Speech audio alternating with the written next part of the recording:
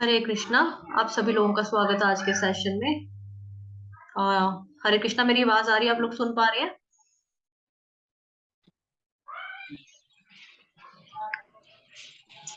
हरे कृष्णा माता जी, मेरी आवाज आ रही है? आप लोग सुन पा रहे हैं? जी माता जी। जी जी। हरे कृष्ण माता। हरे कृष्णा माता जी, थैंक यू। तो मंगलाचरण से शुरू करते हैं। ओम अज्ञानतिमिरान्धस्य ज्ञानाञ्जनशलाकया चक्षुरुन्मिलितं येन तस्मै श्रीगुरुवे नमः। श्रीचैतन्यमनोभीष्टं स्थापितं येन भूतले स्वयं रूपः कदा मह्यं ददाति स्वपदान्तिकम्। वन्देऽहं श्रीगुरुः श्रीयुतपदकमलं श्रीगुरुं वैष्णवांश्च श्रीरूपं साग्रजातं सहगण रघुनाथान्वितं तं सजीवम् साद्वैतं सावधूतं परिजनसहितं कृष्णचैतन्यदेवं श्रीराधाकृष्णपादान् सहगण ललिता श्रीविशाखान्वितांश्च। नमः ॐ विष्णुपादाय कृष्णपृष्ठाय भूतले श्रीमते भक्तिवेदान्त स्वामिनिति नामिने। नमस्ते सारस्वते देवे गौरवाणी प्रचारिणे निर्विशेष शून्यवादी पाश्चात्य देशतारिणे। नमो महावदन्याय कृष्ण प्रेम प्रदायते कृष्णाय कृष्ण चैतन्य नामने गोत्विचे नमः। नामने गोत्विषे नमः। हे कृष्ण करुणा सिंधो दीनबंधो जगतपते गोपेश गोपिका कांत श्री राधा कांत नमोस्तुते। तप्त कांचन गौरांगी श्री राधे वृंदावनेश्वरी वृषभानुसुते देवी प्रणमामि हरिप्रिये। वाञ्छाकल्पतरुभ्यश्च कृपा सिन्धुभ्य एव च पतितानां पावनेभ्यो वैष्णवेभ्यो नमो नमः।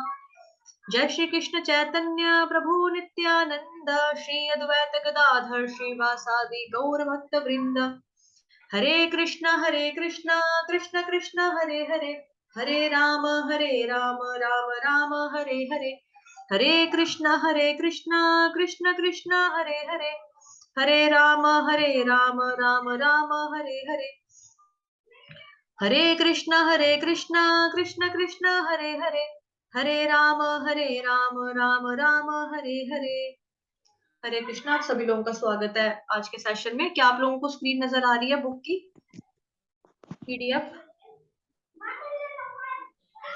हाँ माता जी, नजर आ रही है। ठीक है, थैंक यू। अपनी पत्नी की रक्षा का उपाय सोचकर वासुदेव अत्यंत पापी सम्मान बोले। प्लीज अपने आप को बाकी लोग म्यूट रखिए। रवीना माता ji please mute yourself, thank you. अपनी पत्नी की रक्षा का उपाय सोचकर वासुदेव अत्यंत पापी कंस से ससम्मान बोले। जैसा कि कल परसों हमने चर्चा की थी, हमने पढ़ा था बुक में कि भविष्यवाणी होती है कि देवकी का पुत्र जो है तुम्हारा वध करेगा। तो जो कंस होते हैं वो अपनी बहन देवकी माता का वध करने की ट्राई करते हैं, मतलब तलवार निकाल लेते हैं मारने के लिए।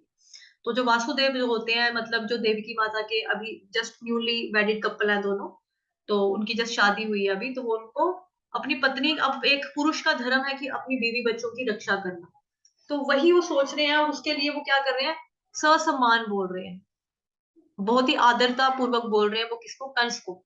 अपनी पत्नी की रक्षा का उपाय सोचकर वासुदेव अत्यंत पापी कंस से ससम्मान बोले। कभी कभी ऐसा होता है कि वासुदेव जैसे पुरुष को कंस जैसे परम पापी व्यक्ति की चाटुकारिता करनी पड़ती है। कूटनीतिक व्यापार ऐसे ही चलता है, क्योंकि वासुदेव जी जो है वो भी एक राजा है, पॉलिटिशियन भी है, तो इस तरह से करना पड़ता है। कूटनीतिक व्यापार ऐसे ही चलता है। यद्यपि वासुदेव अत्यंत अत्यधिक खिन्न थे, किंतु ऊपर से वे मुस्कुराने लगे। कंस अति निर्दय था, इसलिए उन्होंने इस निर्लज को इस प्रकार संबोधित किया। हे मेरे प्रिय कंस, तुम यह मान लो कि तुम्हें अपनी बहन से कोई खतरा नहीं है। तुम्हें खतरे की आशंका है, इसलिए है क्योंकि तुमने आकाशवाणी सुनी है, किंतु यह खतरा तो तुम्हारी बहन के पुत्रों से आना है, जो इस समय यहाँ उपस्थित है नहीं, और कौन जानता है कि भविष्य में पुत्र हो या नहीं। इस विचार से तुम अभी सुरक्षित हो। ना ही तुम्हें अपनी बहन से डरने का कोई कारण है। यदि उसके पुत्र उत्पन्न होते हैं तो मैं तुम्हें वचन देता हूँ कि उन सबको लाकर आवश्यक कार्यवाही के लिए तुम्हारे समक्ष प्रस्तुत करता रहूंगा। कंस वासुदेव के वचनों के महत्व को जानता था और वह उनके तर्क से आश्वस्त हो गया। फलतः उस समय वह अपनी बहन के जघन्य वध से विरत हो गया। मतलब उसने जो सोचा था कि मैं मार दूंगा अपनी बहन को, वध कर दूंगा, उससे वो टेम्पररी बेसिस पे पीछे हो गया कि हाँ मतलब ठीक है, मैं नहीं कुछ कहूंगा। इस प्रकार वासुदेव प्रसन्न हुए और उन्होंने कंस के निर्णय की प्रशंसा की तथा अपने घर लौट आए। तत्पश्चात देवकी के प्रति वर्ष एक संतान हुई। समय आने पर वासुदेव और देवकी ने 8 पुत्रों तथा एक कन्या को जन्म दिया। जब पहला पुत्र उत्पन्न हुआ तो वासुदेव अपने वचन के अनुसार उसे कंस के पास तुरंत ले गए। कहा जाता है कि वासुदेव अपने वचन के लिए अत्यंत विख्यात थे और वे अपना यश बनाए रखना चाहते थे। यद्यपि नवजात पुत्र को कंस के हाथों में सौंपना वासुदेव के लिए अत्यंत कष्टप्रद था, किंतु इससे कंस अत्यंत प्रसन्न हुआ, क्योंकि कंस को लगता था हाँ ये इंसान जो है, मतलब वासुदेव जी जो है जुबान के बहुत पक्के हैं। जो इन्होंने वादा किया, राजा बहुत अच्छे हैं, इन्होंने वादा किया था हम बच्चा आपको टाइम टू टाइम ला के दे देंगे, जब जब हमारा बेबी होगा तो ये देते रहे। लेकिन एक पिता के लिए अपना बच्चा, बस कुछ ही घंटों का जो बच्चा है, 1-2 घंटों का बच्चा, उसको लाकर एक आसुर जो है, मतलब एक राक्षस के हाथ में दे देना, और ये भी जानते हैं माता पिता कि अब इसको मार देगा, ये मेरा बच्चा बस कुछ घंटों के लिए आया है, मैंने जिसको 9 महीने, जिस मतलब सोचो ना, एक माँ ने जिस माँ ने अपने बच्चे को पेट में 9 महीने रखा हो, 9 महीने से उसको अंदर अंदर अटैचमेंट हो जाती है माता को, है ना। और जो ही वो बाहर आता है तो त्यों ही उनको चिंता लगती है कि अब तो बेचारा मरने का भी टाइम आ गया इसका। और 9 महीना सींचना एक माँ ने अपने खून से अंदर अंदर, है ना, अपनी कोख के अंदर अंदर सींचना उस बच्चे को। लेकिन जैसे ही वो पैदा हो रहा है वैसे ही माँ बाप दे रहे हैं, तो कष्टप्रद तो ऑब्वियसली है। लेकिन कंस इस चीज से अत्यंत प्रसन्न हुआ, वह वासुदेव के आचरण से कुछ दयार्द हो उठा। यह अत्यंत आदर्श घटना है।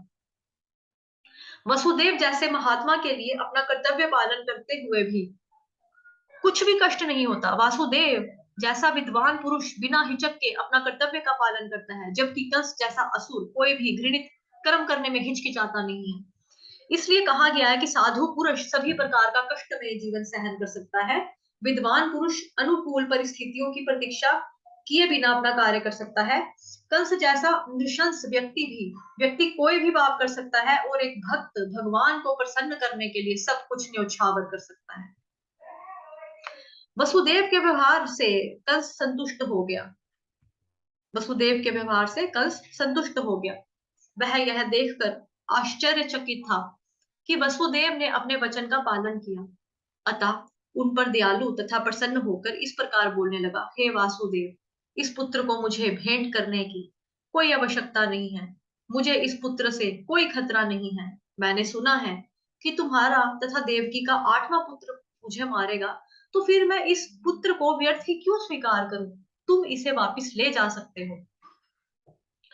जब वासुदेव अपने प्रथम पुत्र को घर लेकर लौट रहे थे, तो यद्यपि वे कंस के व्यवहार से प्रसन्न थे, तथापि उन्हें उन पर विश्वास नहीं हो रहा था, क्योंकि वे जानते थे कि कंस किसी के भी वश में नहीं है। एक नास्तिक पुरुष कभी भी अपने वचन का पक्का नहीं हो सकता। तो यहाँ से हमको सीखने के लिए शिक्षा मिल रही है कि जो नास्तिक लोग होते हैं, हमें उसकी कही हुई बातों के ऊपर विश्वास नहीं होना चाहिए, ट्रस्ट नहीं होना चाहिए। जो व्यक्ति अपनी इंद्रियों को वश में नहीं रख सकता, वह अपने संकल्प में किस प्रकार दृढ़ हो सकता है। महान राजनीतिज्ञ चाणक्य पंडित ने कहा है, कभी कभी कभी भी किसी कूटनीतिज्ञ या स्त्री पर विश्वास ना करना। जो लोग अनियंत्रित इंद्र तृप्ति में आसक्त हैं, वे कभी भी सत्यनिष्ठ नहीं हो सकते, ना कभी उन पर विश्वास किया जा सकता है। उस समय कंस के पास महर्षि नारद आए। उनको जानकारी मिली कि कंस ने वसुदेव पर व्याद्र होकर पहले नवजात शिशु को लुटा दिया है। नारद अत्यधिक उत्सुक थे कि जितनी जल्दी हो सके भगवान कृष्ण अवतार में। अतः उन्होंने कंस को सूचित किया कि एक और वृंदावन में नंद महाराज जैसे महापुरुष तथा ग्वाल एवं ग्वालों की पत्नियां और दूसरी ओर वसुदेव, उनके पिता शूरसेन तथा यदुवंशी वृष्णिकुल में उत्पन्न उनके सारे संबंधी तथा उनके मित्र एवं शुभ चिंतक सभी वास्तव में देवता हैं। नारद ने कंस को आगाह किया कि वह उन सबसे सावधान रहे, क्योंकि कंस तथा उनके सारे मित्र एवं सलाह देने वाले सभी असुर थे। असुरगण सदैव देवताओं से भयभीत रहते हैं। इस प्रकार नारद से विभिन्न परिवारों में देवताओं के प्रकट होने की जानकारी प्राप्त करके कंस तुरंत चौकन्ना हो गया। वह समझ गया कि चूंकि देवता अब प्रकट हो चुके हैं, अतः भगवान विष्णु का भी शीघ्र ही आगमन होगा।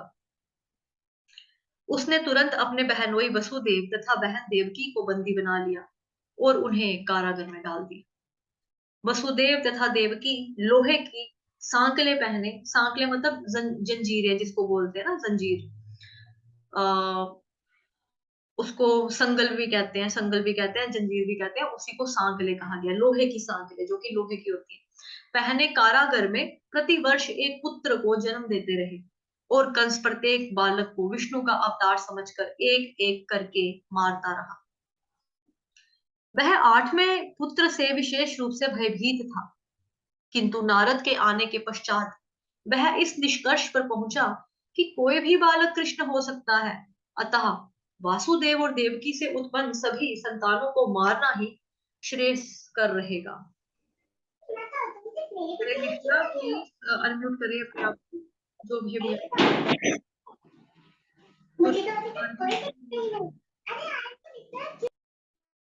प्लीज म्यूट करें। मैंने कर दिया आपको म्यूट, आपका अनम्यूट था। कई बार गलती से हो जाता है, बट इस चीज का ध्यान रखा करो, अगर आपका गलती से अनम्यूट हो जाता है तो अपने आप को जल्दी ही म्यूट कर लिया करो। कंस के इस व्यवहार को समझ पाना बहुत कठिन नहीं है। संसार के इतिहास में ऐसे अनेक उदाहरण प्राप्त हैं जब राज परिवार के लोगों ने अपनी अभिलाषा की पूर्ति के लिए अपने पिता, भाई या सारे परिवार तथा मित्रों का वध किया है। इसमें कुछ भी आश्चर्यजनक नहीं था, क्योंकि आसुरी वृत्ति वाले राज परिवार के लोभी लोग अपनी निंद्य अभिलाषाओं के लिए किसी का भी वध कर सकते हैं। नारद की कृपा से कंस अपने पूर्व जन्म से अवगत हुआ। उसे पता चला कि वह पूर्व जन्म में कालनेमी नामक असुर था, जिसका वध विष्णु द्वारा हुआ था। उसने भोज परिवार में जन्म लेकर यह निश्चय किया था कि वह यदुवंश का घोर शत्रु बनेगा। चूंकि कृष्ण उसी परिवार में जन्म लेने जा रहे थे, अतः कंस अत्यधिक भयभीत था कि वह पूर्व जन्म की ही भांति कृष्ण के हाथों मारा जाएगा। सर्वप्रथम उसने अपने पिता उग्रसेन को बंदी बना लिया, क्योंकि वह यदु, भोज तथा अंधक वंशों का प्रमुख राजा था। उसने वासुदेव के पिता शूरसेन के राज्य पर भी अधिकार जमा लिया और अपने आप को इन समस्त देशों का राजा घोषित कर दिया। तो जो कंस के पिता हैं, कंस के और देवकी माता के जो पिता हैं, उनका नाम है उग्रसेन, ठीक। और जो वासुदेव के पिता हैं, उनका नाम है शूरसेन। तो कई बार कंफ्यूजन हो जाता है, क्योंकि दोनों में क्या है, सेम सेम है, कॉमन है, सेम वर्ड है ना। तो कंस के पिता का नाम क्या है, उग्रसेन, और वासुदेव जी के पिता का नाम क्या है, शूरसेन। उन दोनों के राज्य पर भी अधिकार जमा लिया और उसने अपने आप को इन समस्त देशों का राजा घोषित कर दिया, मतलब कब्जा करके अपने आप को बोला कि मैं राजा हूं, अब आप लोगों का, मतलब वहां की प्रजाओं को, ठीक।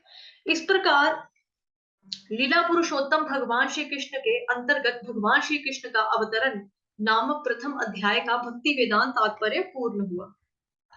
हरे कृष्णा।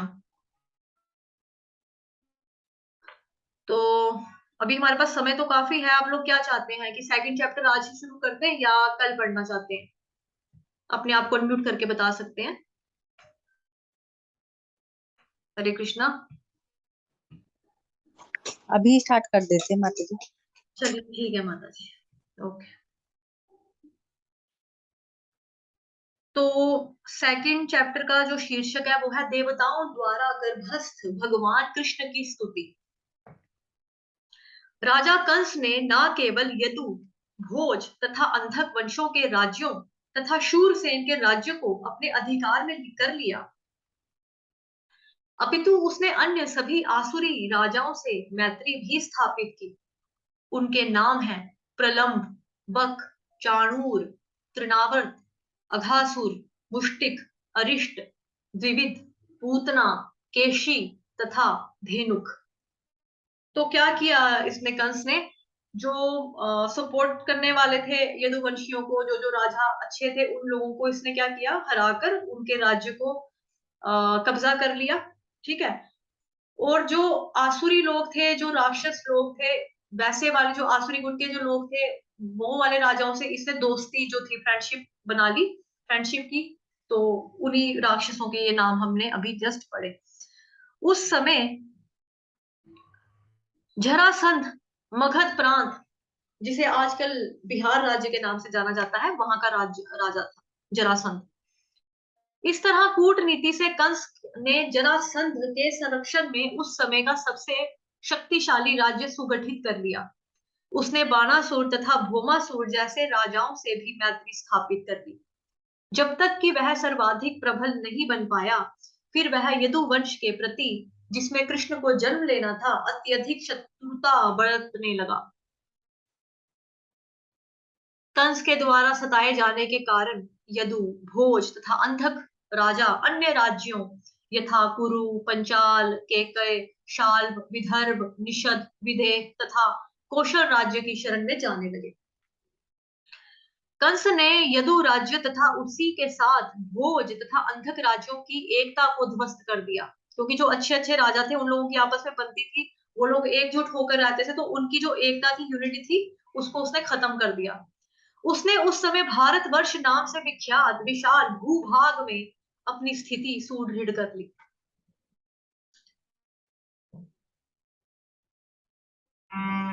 जब कंस ने एक एक करके देवकी तथा वासुदेव के 6 शिशुओं का वध कर दिया, तो कंस के अनेक मित्र तथा परिजन उसके पास पहुंचे और उन्होंने प्रार्थना की कि वह इस जघन्य कर्म को त्याग दे।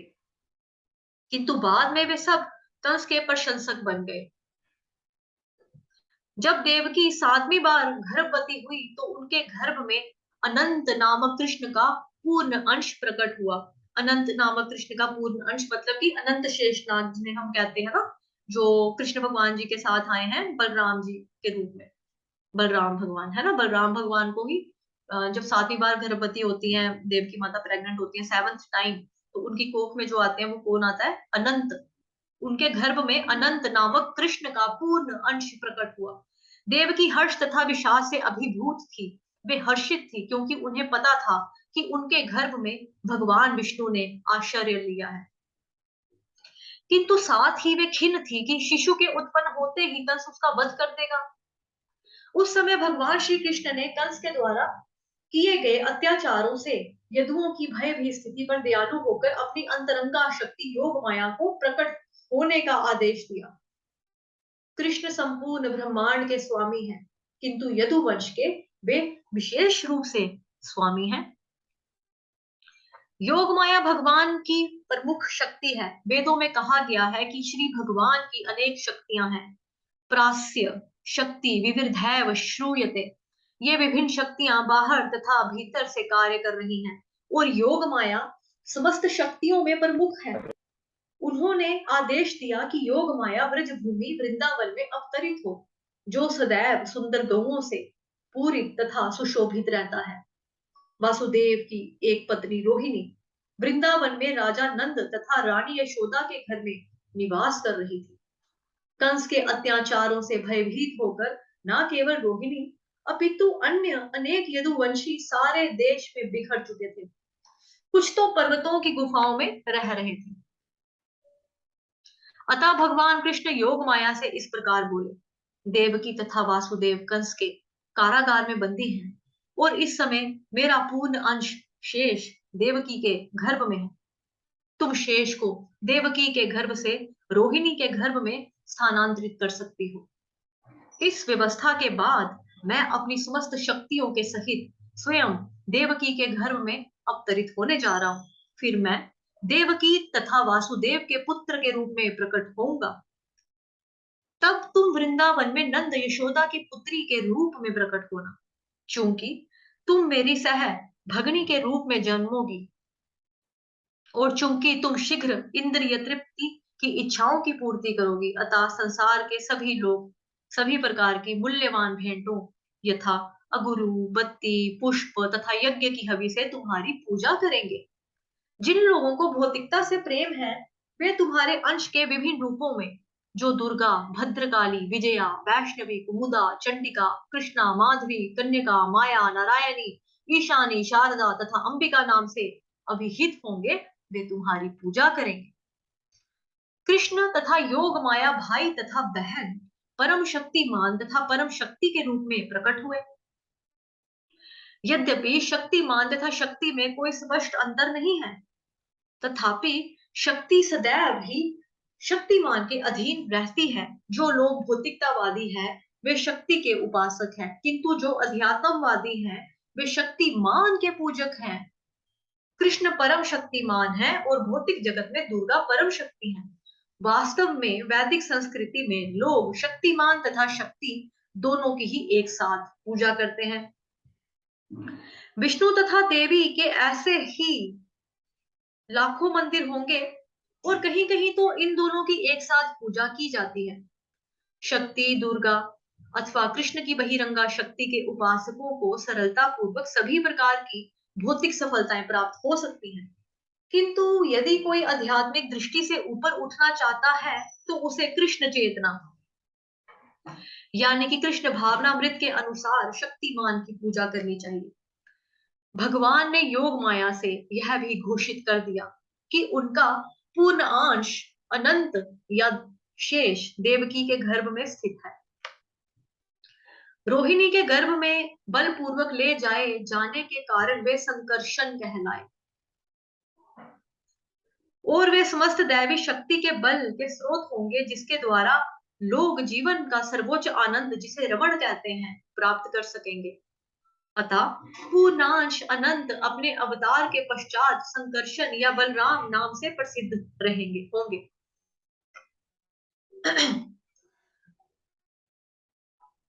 उपनिषदों का कथन है नाय मातम बल हिनेन लभया।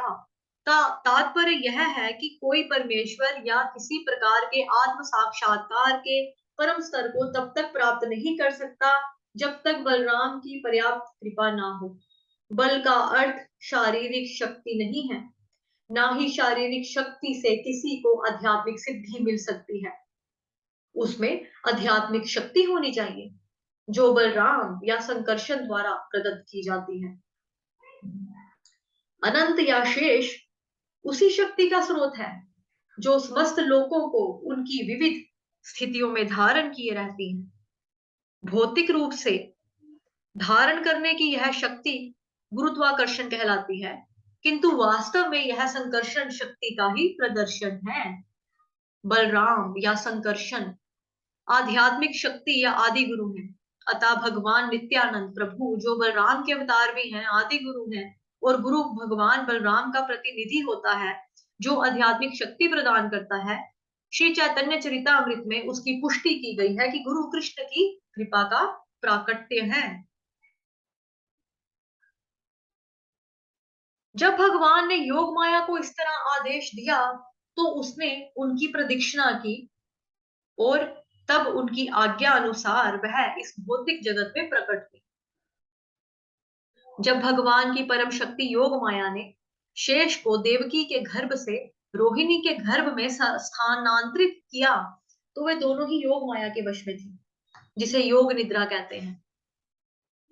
जब ऐसा हो चुका, तो लोगों ने समझा कि देवकी का 7वां गर्भ विनष्ट हो गया। इस तरह यद्यपि बलराम देवकी के पुत्र रूप में अवतरित हुए, किंतु रोहिणी के गर्भ में स्थानांतरित किए जाने के कारण उनके पुत्र कहलाए। इस व्यवस्था के बाद अपने निष्काम भक्तों की रक्षा करने के लिए सदैव तत्पर रहने वाले भगवान श्री कृष्ण ने अपनी पूर्ण अचिंत्य शक्तियों सहित संपूर्ण सृष्टि के स्वामी के रूप में वासुदेव के मन में प्रवेश किया। इस प्रसंग में यह ज्ञातव्य हो कि भगवान कृष्ण पहले वासुदेव के निष्काम हृदय में प्रविष्ट हुए, और तत्पश्चात तत्पश्चात देवकी के हृदय में स्थानांतरित हुए। वे देवकी के गर्भ में वीर्य द्वारा स्थापित नहीं हुए थे। भगवान अपनी अचिंत्य शक्ति से किसी रूप में प्रकट हो सकते हैं। उनके लिए यह अनिवार्य नहीं है कि वे स्त्री के गर्भ में वीर क्षेपण की सामान्य विधि द्वारा प्रकट।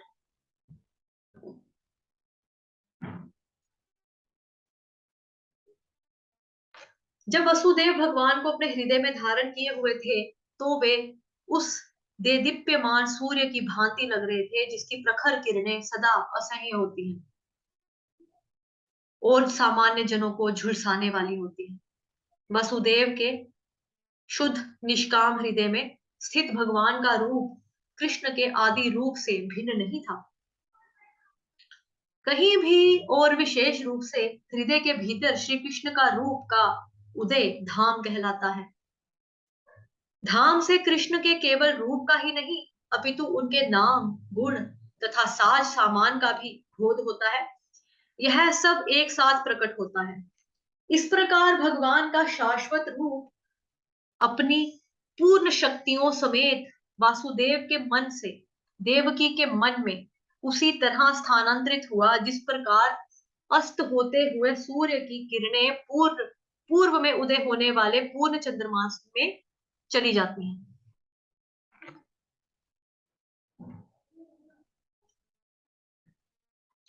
भगवान कृष्ण वसुदेव के शरीर से देवकी के शरीर में प्रविष्ट हुए। वे सामान्य जीव की परिस्थितियों से परे थे। चूंकि कृष्ण वहां थे, अतः यह समझना चाहिए कि उनके सारे पूर्ण अंश यथा नारायण तथा सभी अवतार यथा नरसिंह, वराह इत्यादि उनके साथ साथ थे और उन पर भी वे इस जगत की परिस्थितियां काम नहीं कर रही थी। इस प्रकार देवकी उन भगवान की वासस्थान बन गई जो अद्वितीय हैं और सारी सृष्टि के कारण है। हरे कृष्णा। माता जी, आप में से कोई पढ़ेगा? निवेदिता माता जी, आप पढ़ोगे?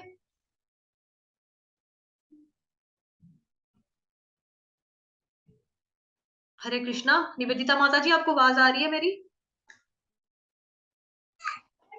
माता जी ईयरफोन नहीं है मेरे, वो चार्ज नहीं है ना, तो मैं वैसे ही देख के पढ़ी, फिर मैं वैसे पढ़ नहीं पाऊंगी। अच्छा चलो ठीक। फोन से डायरेक्ट वैसे ही सुन रही हूँ। ओके। भगवान कृष्ण वासुदेव के शरीर से देवकी के शरीर में प्रविष्ट हुए। वे सामान्य जीवों की परिस्थितियों से परे थे। चूंकि कृष्ण वहां थे, अतः यह समझना चाहिए कि उनके सारे पूर्ण अंश तथा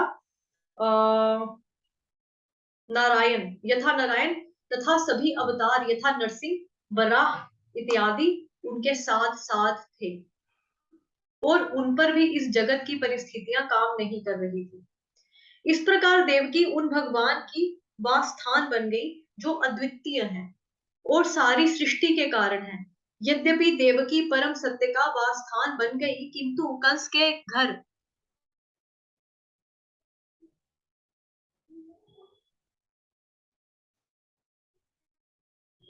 किंतु कंस के घर के भीतर रहने के कारण वह शमित अग्नि या दुरुपयुक्त विद्या की भांति दिखाई पड़ती थी।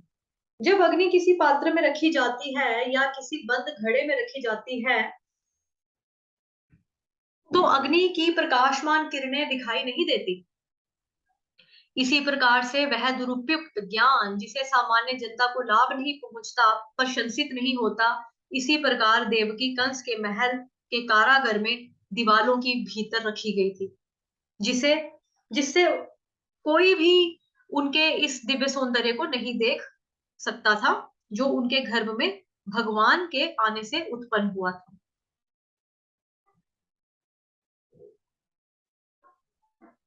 ठीक है, फिर हम यहीं तक रखेंगे, विराम लेते हैं, क्योंकि आप में से कोई भी रीड नहीं कर रहा है और आप लोगों को पता है मैं जस्ट डेंगू से उठी हूँ, तो मैं अभी थक चुकी हूँ, मतलब मैंने काफी पेजेस पढ़ दिए। ठीक है, चलिए फिर हम यहीं पे विराम लेते हैं। किसी का कोई प्रश्न होगा तो ग्रुप में डाल सकते हैं आप लोग, उसका फिर मैं जब उत्तर दे दूंगी। ठीक, हरे कृष्णा।